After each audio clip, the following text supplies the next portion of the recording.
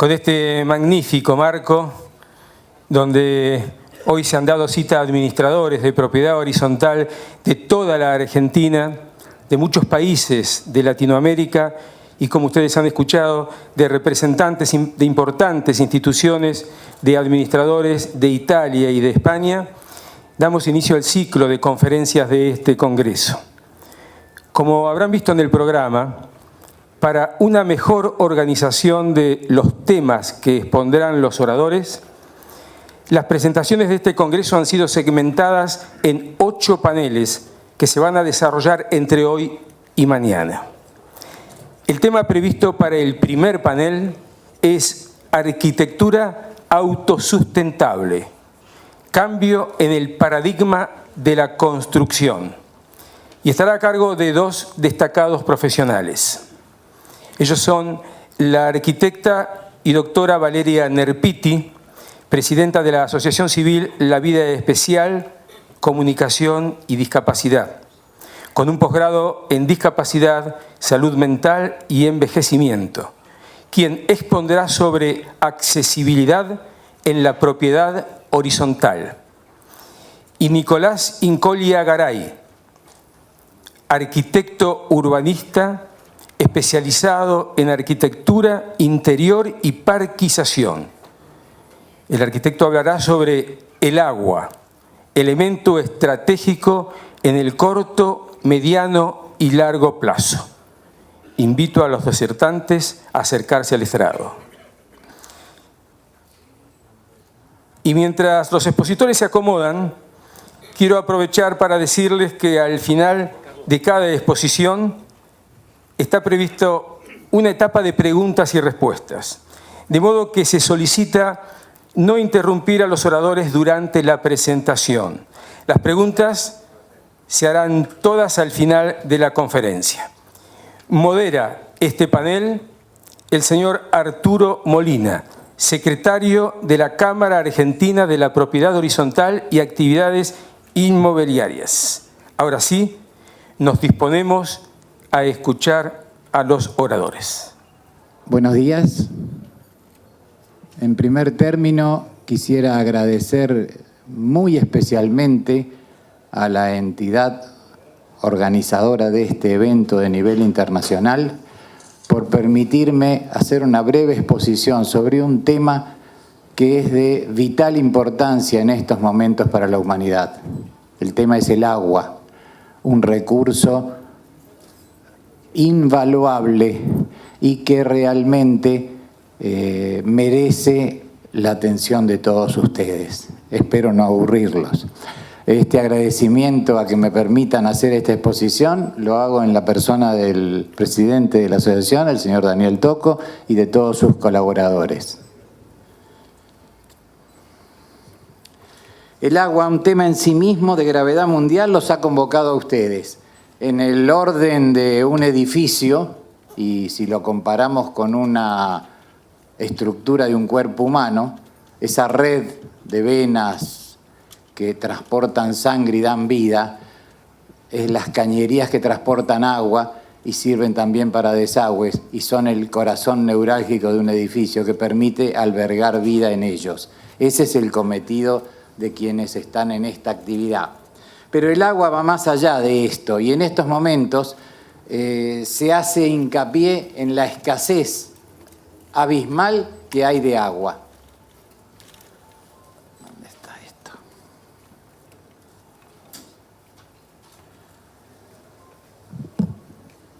El hecho de ser representante de Naciones Unidas como embajador del Consejo Económico Social, cabe aclarar de que es una institución internacional que se preocupa permanentemente por los condicionamientos que tiene el agua. En estos momentos cabe recordar que el 70% de nuestro planeta está cubierto por agua, pero solo el 1% de ese caudal es potable.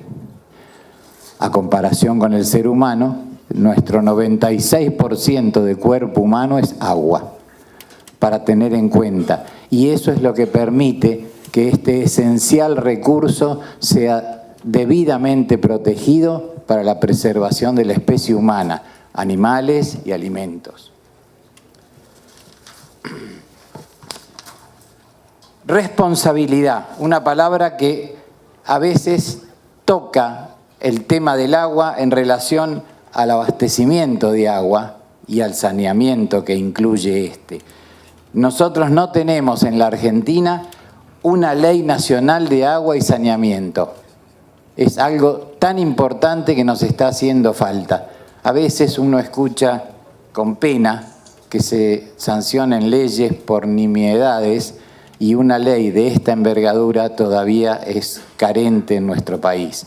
Hay leyes provinciales, hay acuerdos y hay un sinfín de organismos que se dedican a expender, explotar y tratar el agua, pero necesitamos un ordenamiento nacional para que esto sea congruente. El recurso del agua es un recurso finito, razón por la cual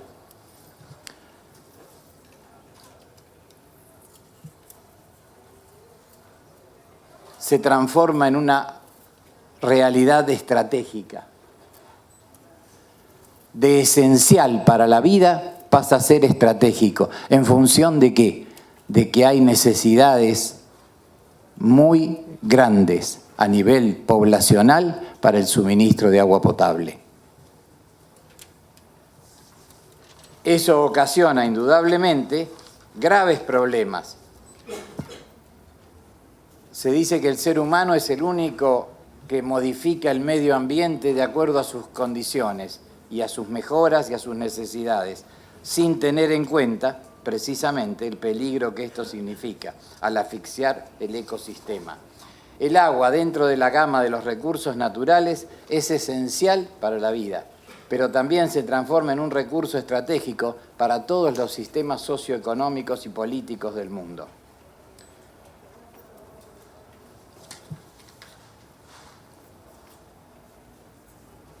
Desde tiempo inmemorial ha sido motivo de análisis, de proyectos y de planeamientos.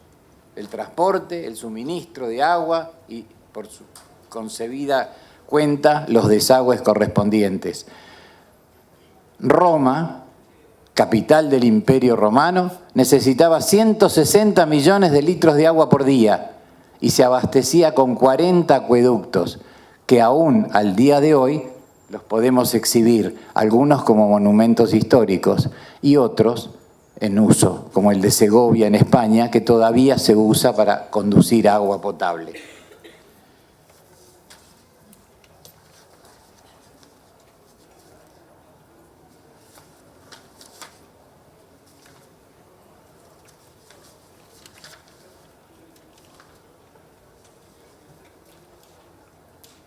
Esta antigüedad de Roma nos lleva a nuestro virreinato. Originariamente comenzamos a entregar agua en domicilios a través de los carros aguateros o de unas varas colgando con los baldes. Y eso fue el origen de la distribución de agua en nuestro país y en nuestra capital en especial. La posibilidad de una sustancial mejora fue a mediados del siglo XIX, 1860, 1865, la concesión que se le da a una empresa inglesa de agua y desagües que cometió algunos errores en su funcionamiento y fue retirada del servicio, dando paso a una comisión de salubridad. La historia un poco de los entes que hacen a nuestro país pasa por distintas etapas.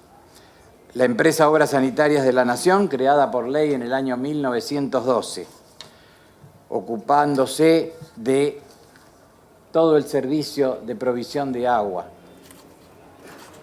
Después de muchas instancias, pasos de administración a empresa del Estado, de empresa del Estado a un ente autárquico o a un ente conformando el Consejo Federal de Saneamiento, termina siendo concesionada en la presidencia del doctor Menem a una empresa extranjera que estaba constituida bajo el nombre de Aguas Argentinas y que la integraban Suez, una empresa de aguas de Francia, Aguas de Barcelona y el Banco de Galicia por la República Argentina. Recién en el año 2005, ante deficiencias también en su manejo contractual con el gobierno, esa concesión se revoca y se crea AISA, Aguas y Saneamientos Argentinos. Una empresa, entre comillas, creada por decreto de necesidad y urgencia, que favoreció al personal de la empresa en virtud de que un 10% de su capital accionario se reparte y se distribuye entre el personal. No conforma todavía todo el rendimiento que tendría que tener por una maquinaria muy burocrática, pero está funcionando, digamos. La misión es abastecer de agua y desagües a ciudades como Capital Federal y 17 partidos del conurbano bonaerense. El problema de suministrar agua no siempre es tomar agua de los servicios públicos, sino que a veces nos encontramos con que la gente consume agua envasada. Y tener una idea de la magnitud de lo que consumen como agua envasada, en Europa, por ejemplo, un español toma 121 litros de agua envasada por año. En Bélgica 133, en Francia 148. En Asia es menor la cantidad, en China toman medio litro de agua envasada por año, en Filipinas 15, en Tailandia 45. En Latinoamérica hay algunas variantes, Cuba 1,5 litros, en la Argentina 18 litros por año y en aumento. En América del Norte, Canadá 33 litros y en Estados Unidos 72 litros de agua por año. El valor estimado mundial del litro de agua actualmente siempre se lo compara con valor dólar y otras apreciaciones le dan un valor equiparable al petróleo. Podemos estimar que hoy el litro de agua en el mercado internacional se cotiza entre $1,50 y $2. Una acción importante de los recursos hídricos es la generación de energía. Lamentablemente, en los últimos 15, 17 años se ha perdido la posibilidad de generar obras de esta envergadura, que son generalmente tenidas con muy buena prensa y aceptación por la población, porque no son obras contaminantes, pero requieren de un muy largo periodo de tiempo en la gestación, la ubicación del lugar y el desarrollo y el potencial comercial que tienen a futuro. Lamentablemente, no contamos con eso y estamos atravesando una grave crisis energética que nos obliga a hacer importaciones de combustible para poder mantener nuestros servicios eléctricos a la fecha.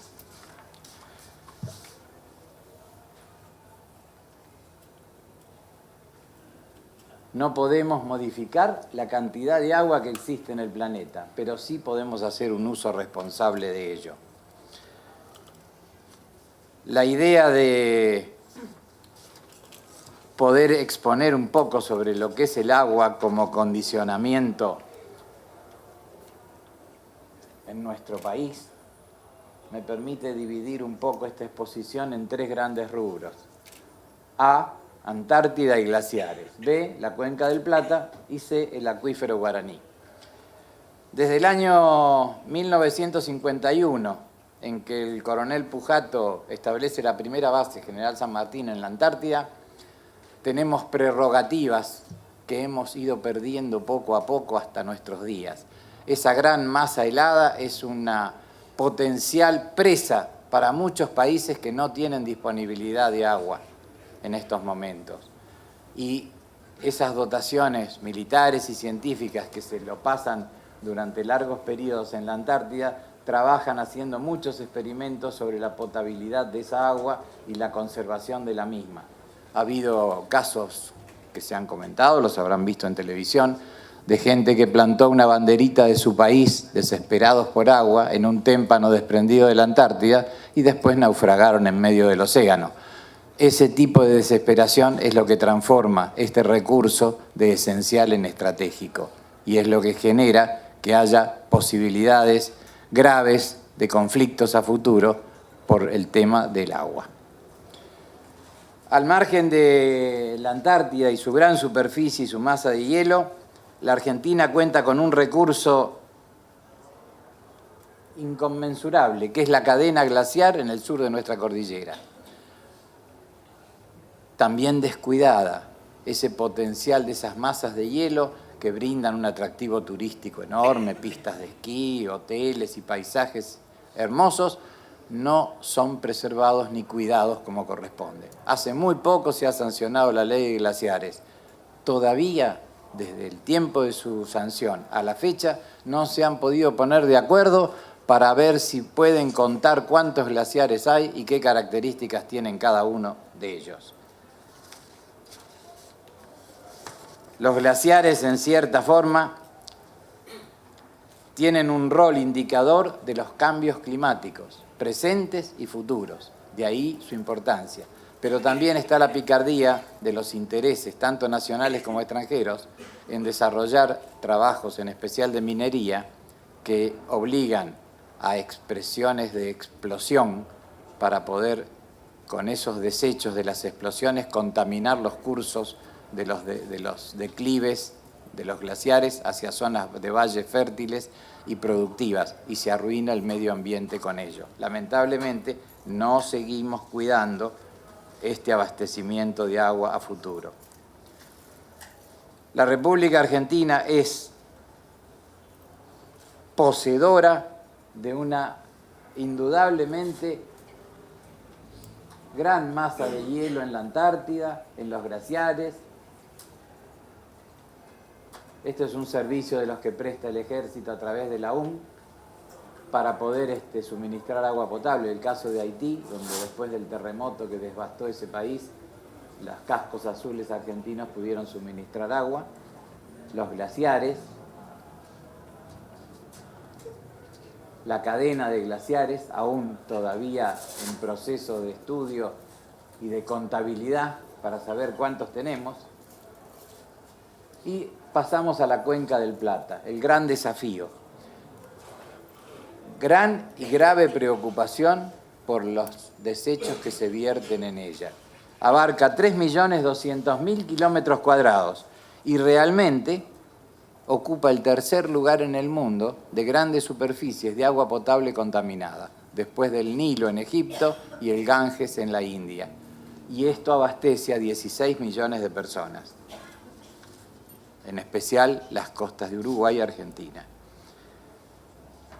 Entre Uruguay y Argentina, desde el año 73, funciona una comisión administradora del Río de la Plata, muy comentada últimamente por el caso de las pasteras, pero que no logran terminar de establecer la posibilidad de controlar los rasgos irreversibles que sufre el agua, que es para consumo humano.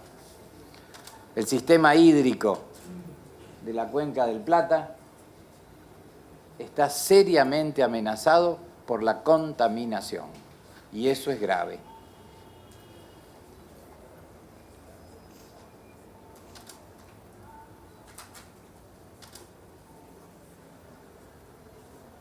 Dentro de las problemáticas, la escasez de agua en nuestro país y en el mundo agrava a futuro este suministro. Y uno de los graves problemas que ocasiona es la degradación de los suelos. En el año 2010 las Naciones Unidas lo declararon el año de la desertificación y realmente se pierden superficies enormes. En la Argentina cerca de 200.000 hectáreas por año por falta de irrigación para zonas cultivables.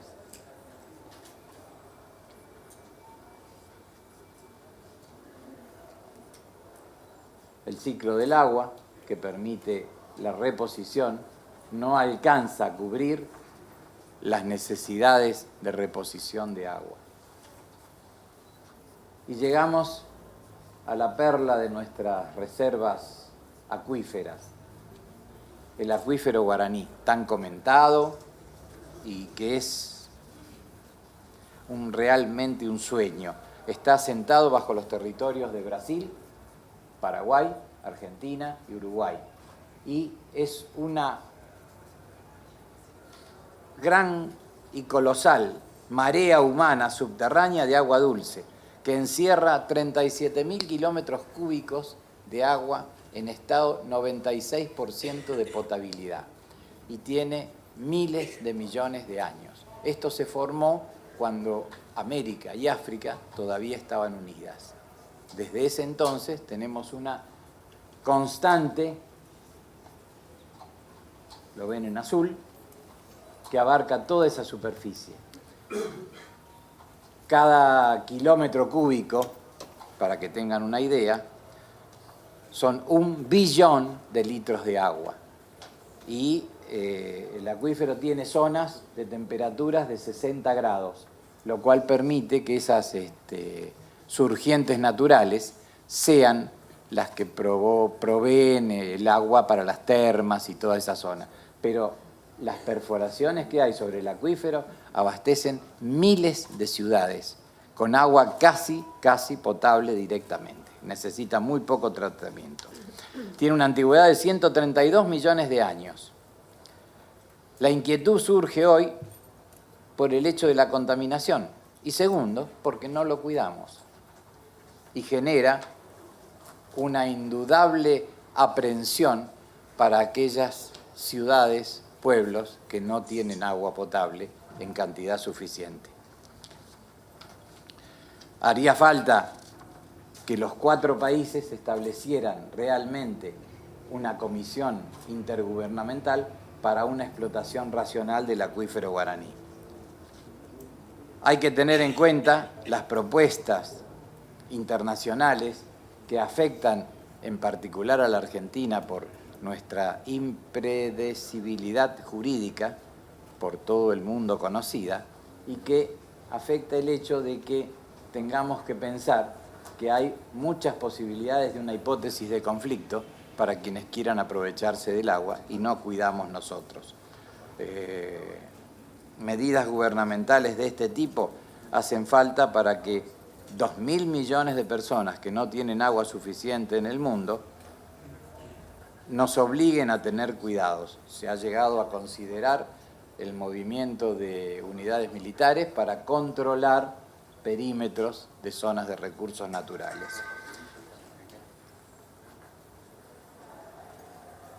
La reposición no mantiene en su totalidad el acuífero, de ahí que requiera un cuidado muy especial. No es utópico pensar en un conflicto por el agua. Yo puedo ahorrar agua y vos, en confianza, esto es un poco la idea de poder transmitirles la necesidad de que debemos preservar este regalo de la naturaleza que permite la vida. Gracias, muy amables.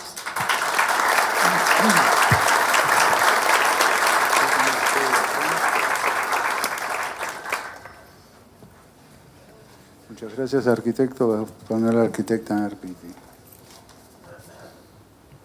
Gracias. Ahí está. Ahora sí. ¿Me escuchan bien, a pesar de la voz?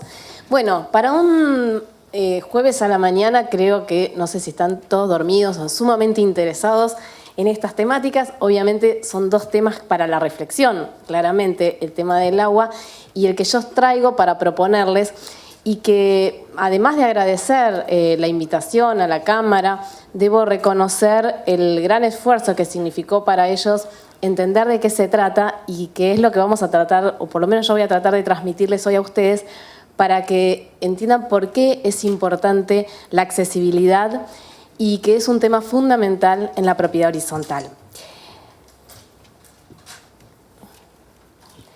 Cuando nosotros, para entender qué es la accesibilidad, claramente lo que tenemos que pensar, y me gusta esta definición que tiene una normativa nuestra de aquí de Argentina, que dice que la accesibilidad es la posibilidad de las personas de gozar de las adecuadas situaciones de autonomía como condición primordial para el desarrollo de las actividades de la vida diaria, sin restricciones derivadas de la inadecuación del medio físico para su integración social y equiparación de oportunidades.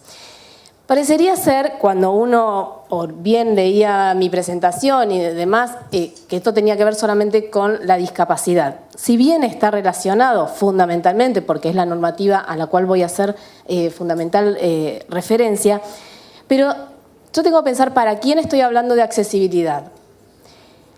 ¿Aquí en la sala hay alguna persona con discapacidad? ¿Alguna persona que no escuche bien? ¿Alguna persona que no lea bien? ¿Alguna persona sabe si el que está sentado al lado de ustedes no escucha? Normalmente no nos detenemos a mirar, o alguna mujer embarazada, por ejemplo, alguna persona que haya tenido un accidente y esté con una muleta, que esté con un andador. ¿Alguien lo sabe? ¿Hay alguien acá?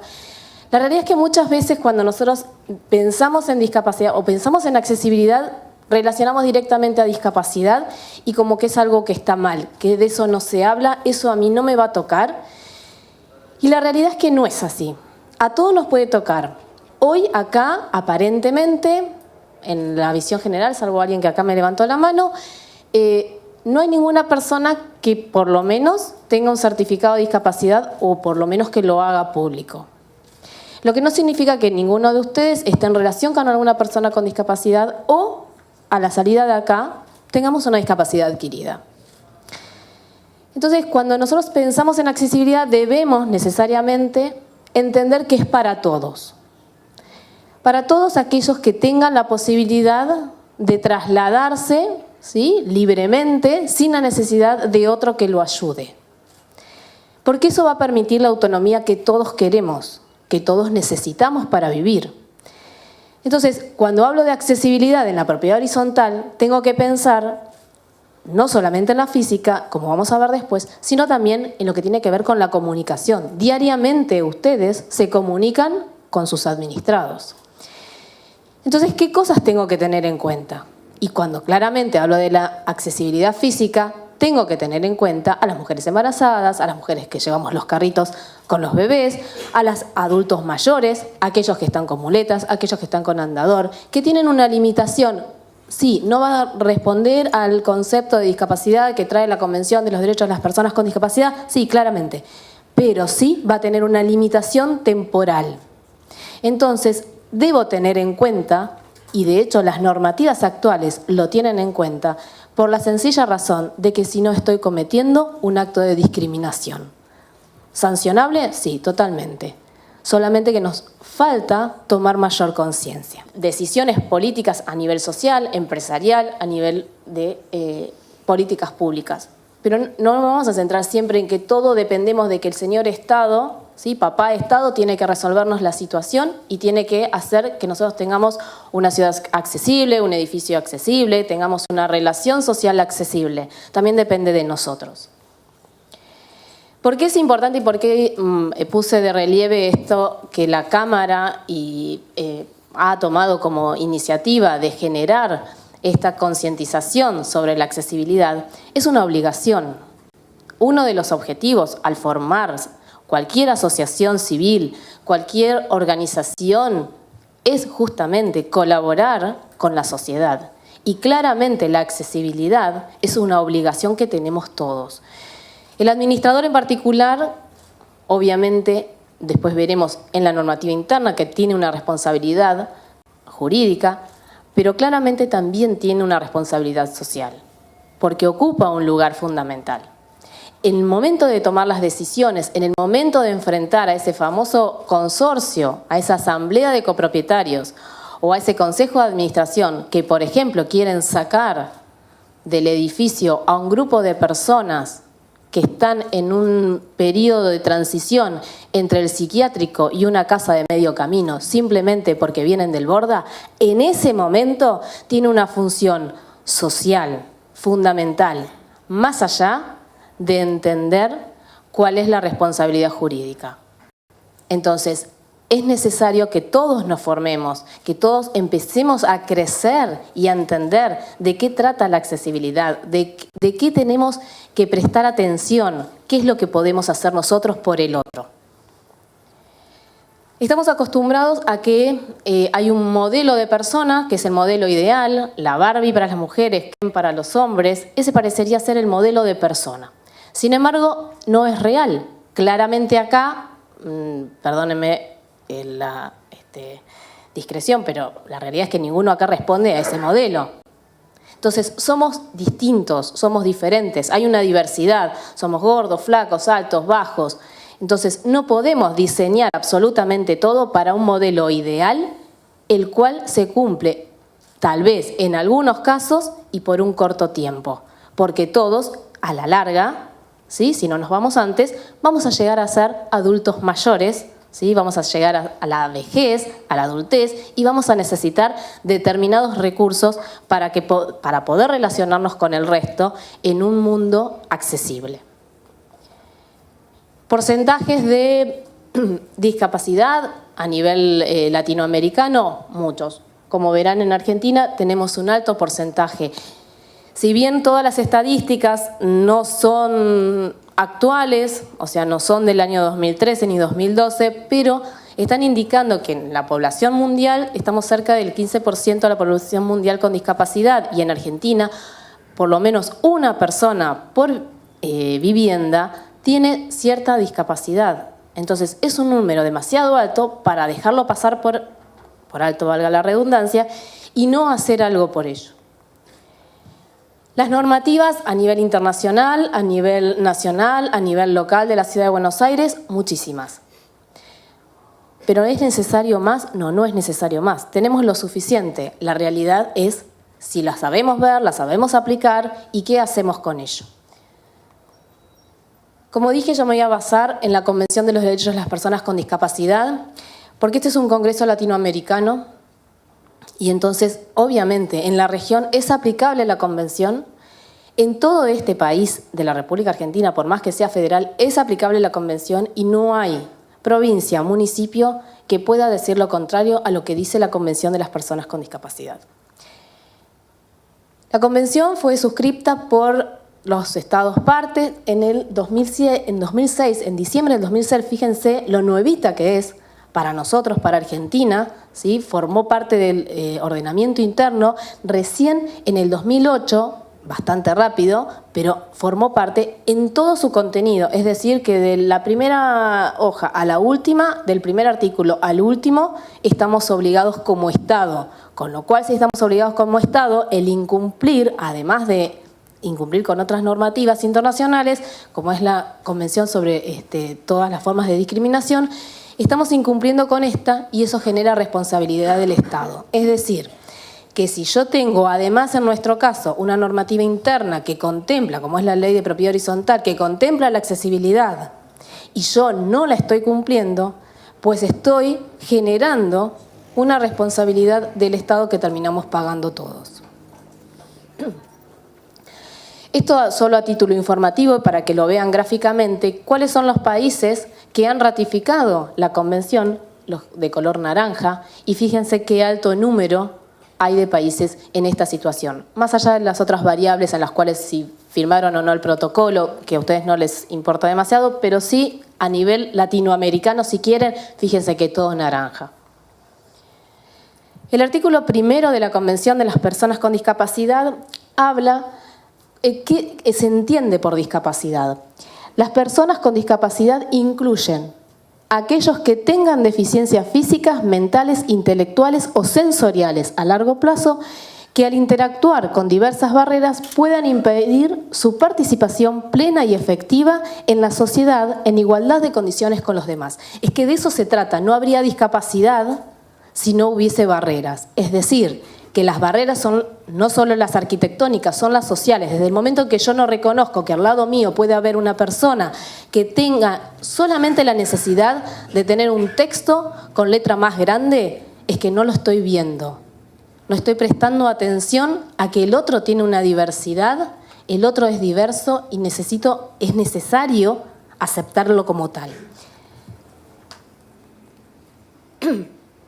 Bueno, yo acá me equivoqué en el color que utilicé. Evidentemente acá se ve muy mal el rojo.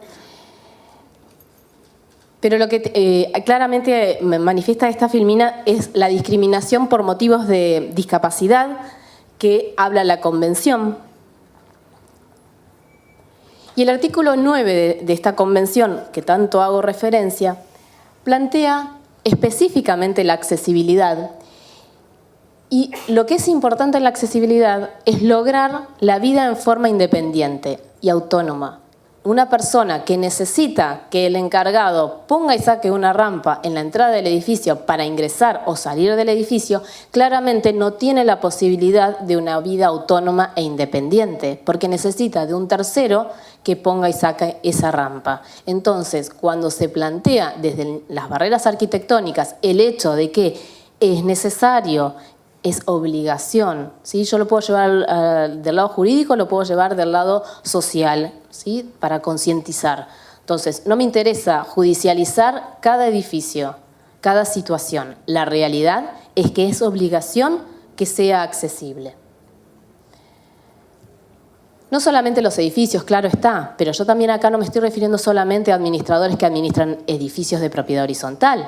Muchos administran barrios cerrados, donde allí no solamente estoy hablando de un edificio donde tengo un ascensor, donde tengo una escalera, estoy hablando de entorno donde se desarrollan diferentes actividades.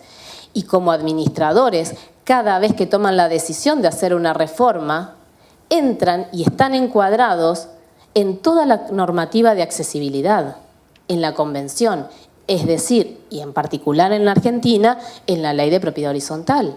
Entonces, el no hacerlo conforme a la normativa, el no prestar atención que cada vez que hacen una reforma, más allá de la accesibilidad que ya debían cumplir, de no hacerlo de forma accesible, están incumpliendo con la norma y están adquiriendo además una responsabilidad profesional por ello. Como dije, a nivel local tenemos la Ley 24.314 que habla de itinerarios peatonales, escaleras y rampas, parques, jardines, plazas, espacios libres, estacionamientos, señales verticales, elementos urbanos y obras en la vía pública. Esta ley modificó la Ley de Propiedad Horizontal y genera estos dos conceptos de practicabilidad y visitabilidad, justamente para la visibilización de las personas con discapacidad, porque es necesario generar recorridos que sean accesibles. Muchas veces me preguntan si es necesario, por ejemplo, que puedan llegar al Zoom. En los edificios donde tienen Zoom, claramente no es solamente el acceso desde la vía pública hacia el hall del edificio, es la accesibilidad en todo el recorrido en las partes comunes.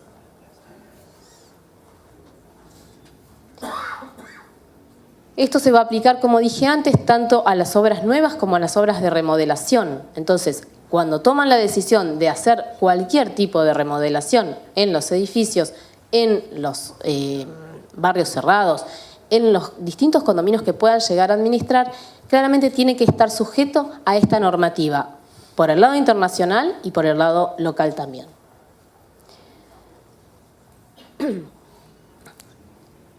No es para asustar, menos a esta hora de la mañana, pero la Ley de Propiedad Horizontal, modificada por la Ley 24.312, modifica esta responsabilidad a la que yo hacía referencia y se resultarán responsables del cumplimiento de la norma los profesionales que suscriban proyectos, es decir, los arquitectos, maestro mayor de obra, ingeniero, los organismos intervinientes en la aprobación, la municipalidad, siempre y cuando ustedes hagan el correspondiente trámite municipal para el aviso o permiso de obra, los fabricantes de materiales que utilicen en la obra en cuestión, ¿sí? O sea, no cualquier material, los constructores que la lleven a cabo, los técnicos que la lleven a cabo y las entidades técnico-administrativas, así como toda persona física o jurídica que intervenga en cualquiera de las actuaciones relacionadas con la norma.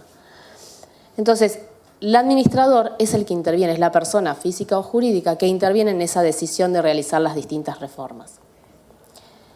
Normativas, montones, por supuesto, ninguna rampa en la mayoría cumple con lo que debiera ser. Algunos ejemplos que yo ya he compartido con la Cámara. O sea, yo creo que, y voy a terminar con eso, pero hacer las cosas solamente para que parezca que cumplo, es mejor que no las hagan. Porque en realidad esta rampa genera más problema y más responsabilidad que la solución que le quisieron dar. O sea, para lo cual lo pusieron, claramente. O sea, quien la hizo, o no sé si está acá el administrador o no, y me perdona si está, pero la realidad es que no sabe ni siquiera cómo funciona una silla de ruedas. O sea, ni estoy pensando en que alguien suba ahí con un andador. Entonces, soluciones, sí, hay muchas. Si son apropiadas, no son las apropiadas.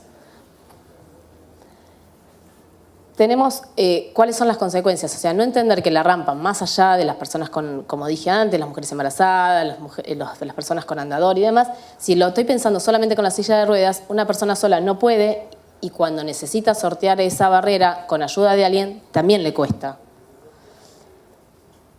Algunas soluciones posibles, no todo es una rampa, puede haber elevadores para sortear esos obstáculos, esa barrera que es la escalera.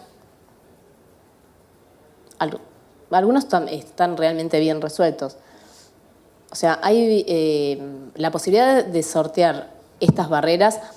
¿Es una cuestión económica? Sí. Podemos, en algunos casos no siempre hay espacio para poner una rampa. Se pueden poner plataformas elevadoras, sillas.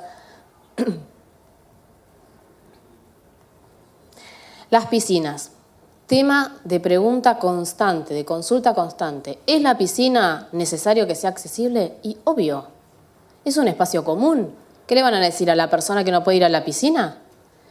En algunos proyectos modernos, sí, claramente lo que están haciendo es dejar preparada la instalación para que el día de mañana, el edificio, si lo desea, pueda hacerlo accesible.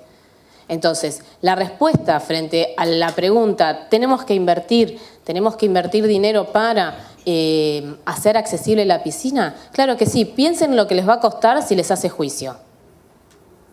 Entonces, el administrador necesita tener esta información para poder evitar que toda la gente como que se enerve y se empiecen a poner todos para un lado y para el otro, porque en realidad debo reconocer que nadie quiere hacer nada accesible porque nadie quiere gastar, ¿sí? Pero todos pensamos que no lo vamos a necesitar nunca. Y suele suceder que el que más se niega es el primero que lo va a necesitar. Además, no solamente es la persona que vive en el lugar, son todos aquellos que lo visitan. Entonces, es necesario tener en cuenta, es necesario empezar a concientizar al propio consorcio.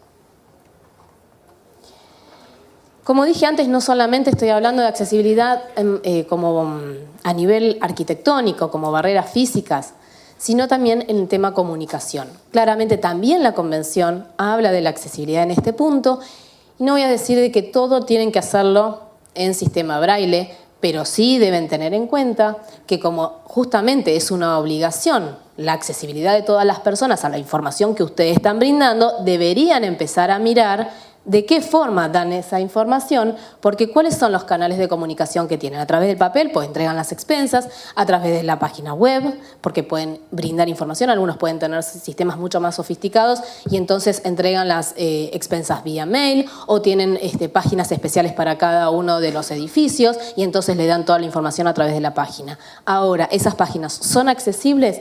O sea, más allá que el otro canal de comunicación es el verbal.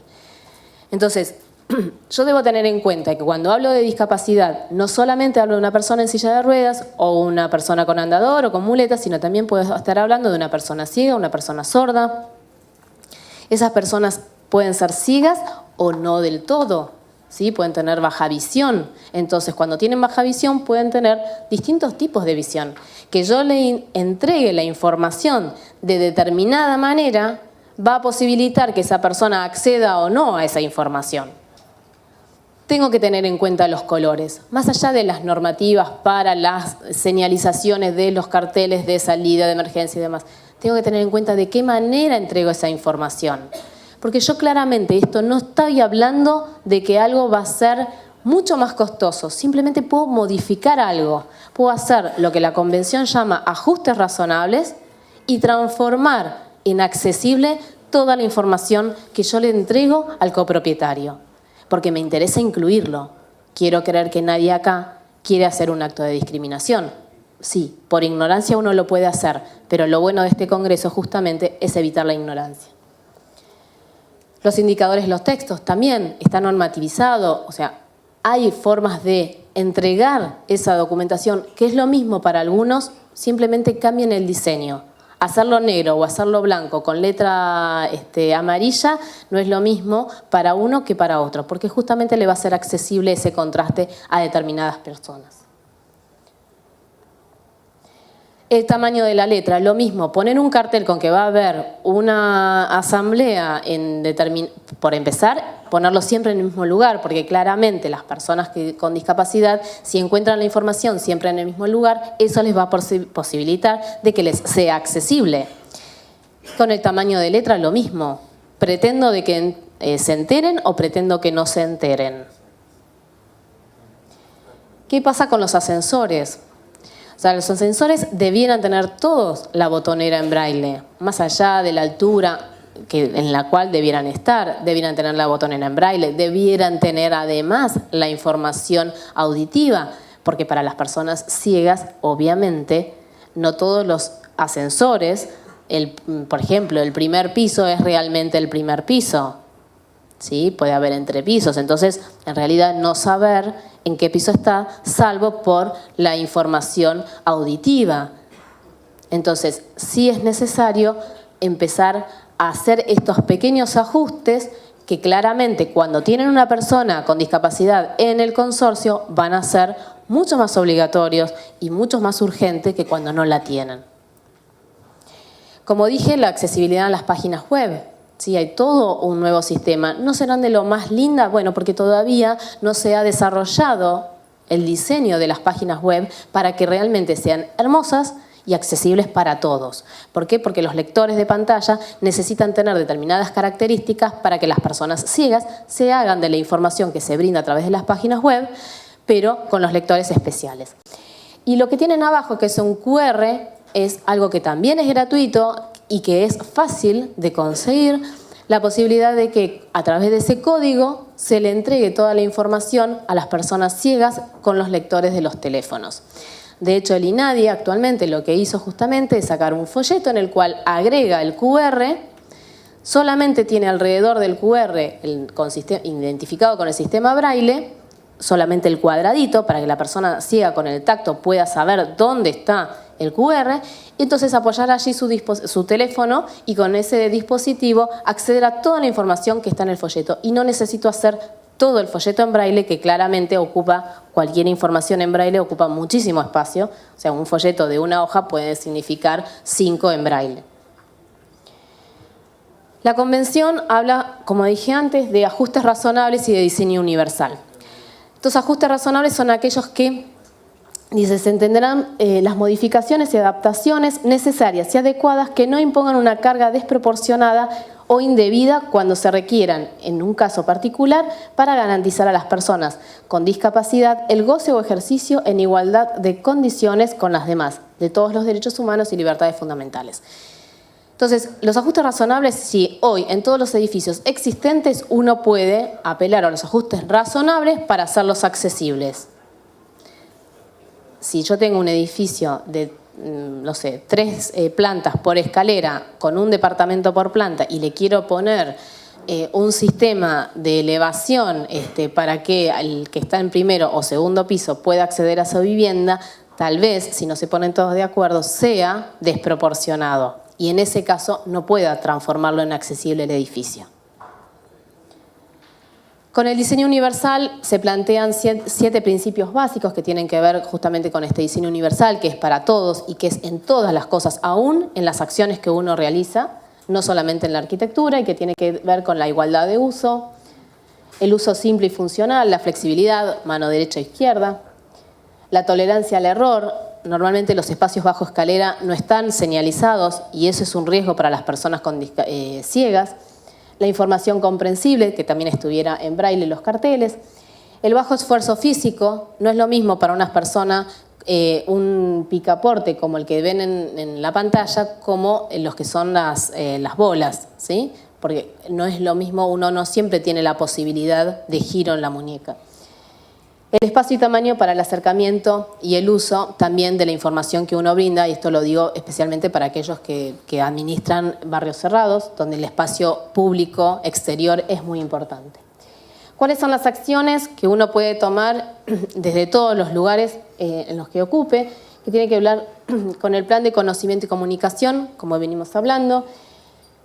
El proyecto de evacuación edilicia, entender que aquí en Argentina, no por nada una persona sorda murió en el derrumbe del edificio Bartolomé Mitre, recientemente en Rosario, una persona con síndrome de Down también quedó bajo los escombros.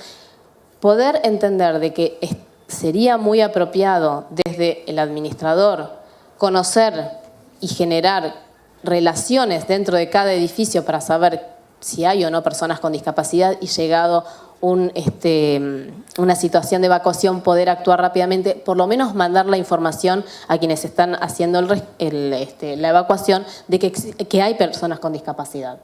Reglamento de copropiedad y reglamento interno, también se pueden realizar modificaciones para que justamente se tenga en cuenta la accesibilidad.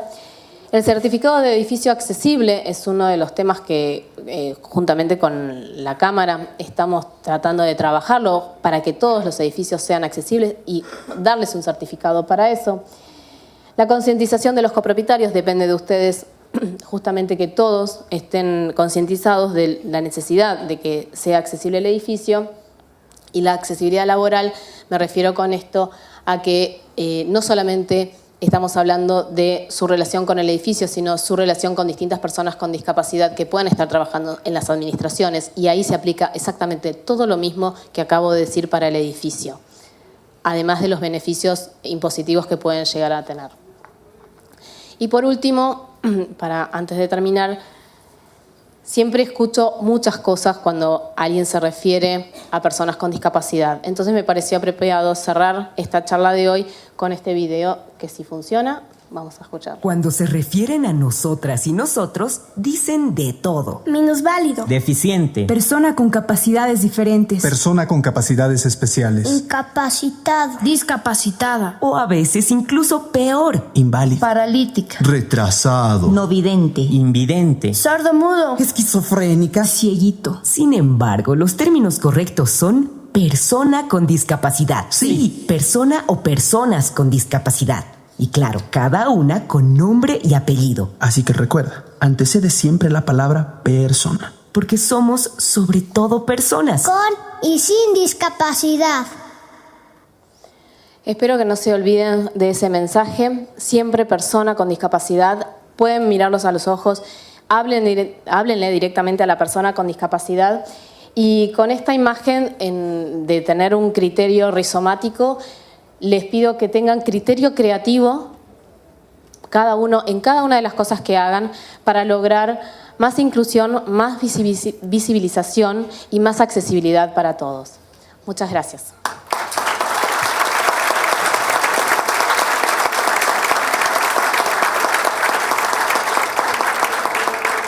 Muchas gracias, doctora y arquitecta Valeria Nerpiti. ¿Algún valiente que quiera preguntar algo sobre la exposición que hizo el arquitecto Nicola Garay o la arquitecta Nerpiti? Vamos, Fuimos demasiado claros o nadie, están todos dormidos. Hay muchas dudas. Pregunten, por favor.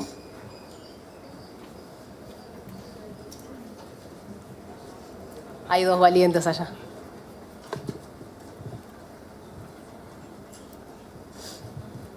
Hola. Sí, quería consultarle si existe algún organismo o entidad, sea en el orden del gobierno de la ciudad o nacional, que asesore a los administradores o consorcios que se encuentran queriendo cumplir con la normativa y con la dificultad de cómo soluciono el trampolín o la rampa que corresponde. Bueno, les aviso a todos, ¿puedo pasar un aviso parroquial? Bueno, la Cámara de la Propiedad Horizontal me ha nombrado, y es un honor para mí, justamente ser asesora de la Cámara para poderles brindar a ustedes toda la información que me puedan consultar, me llaman, me escriben por mail, nos vemos en la Cámara. O sea, la Cámara cumple con esto que mencioné antes, ¿no? Con su obligación social e incorporó este asesoramiento para ustedes. Así que desde la Cámara, conmigo pueden contar para lo que necesiten respecto a eso. Para ellos, para la Cámara, es un aplauso para la Cámara, o sea, me parece que vale la pena. Y en realidad para Fernando Estaino, que me aguantó que le taladrara la cabeza, así que él se merece el aplauso por eso.